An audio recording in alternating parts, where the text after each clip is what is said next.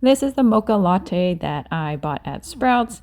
It's a peppermint mocha almond latte, and we're gonna try to make ice cream out of this.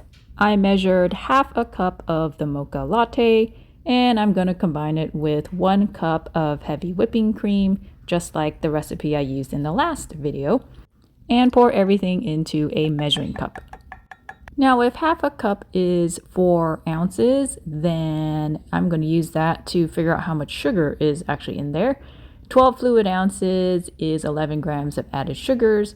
So 12 divided by 3 gets your 4 ounces. 11 divided by 3 gets about, let's just say 4 grams of sugar.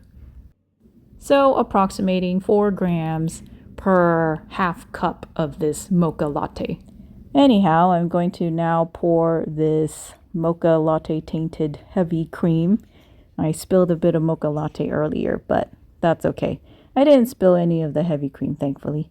And normally for spills and messes like this, I definitely clean it up pretty quickly because I don't want sugary stuff scattered all over my counter. And mix everything up with a little whisk and see how that goes. It's not exactly as dark and chocolatey as I would like, so that's why I'm taste testing it here. I figured there probably isn't a lot of flavor, at least the mocha flavor, since it looks so light. I think the heavy cream overwhelmed the mocha. So I'm adding a 1/4 cup of the mocha latte, an extra 1/4 cup, just to get that peppermint and mocha taste in.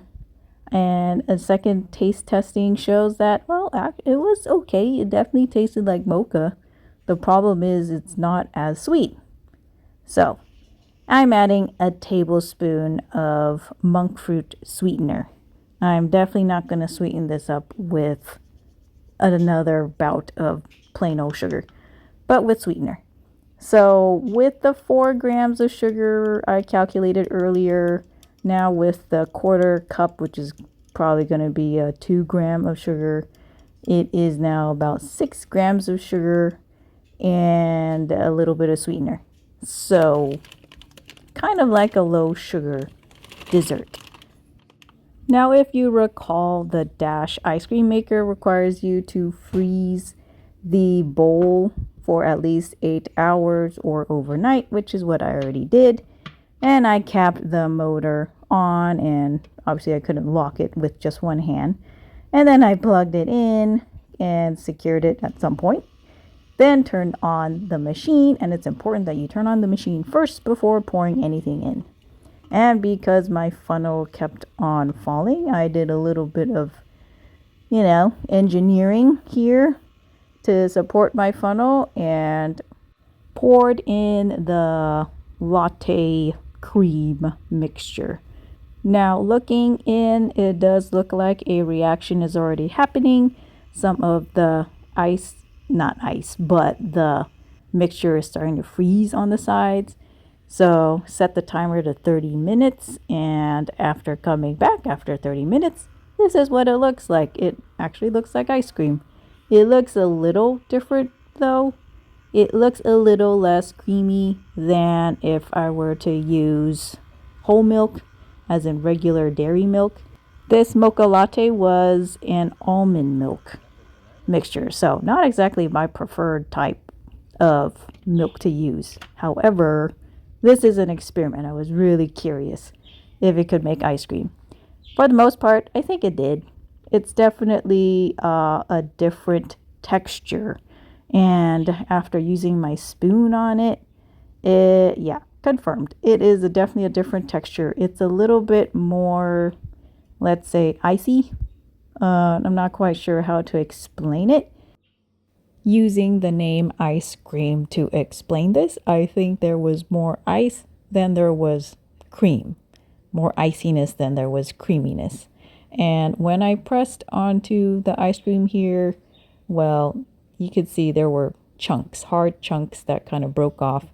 Hopefully that shows that at least the parts of the ice cream that touched the bowl actually froze more to the point where it resembled crust rather than cream, ice cream.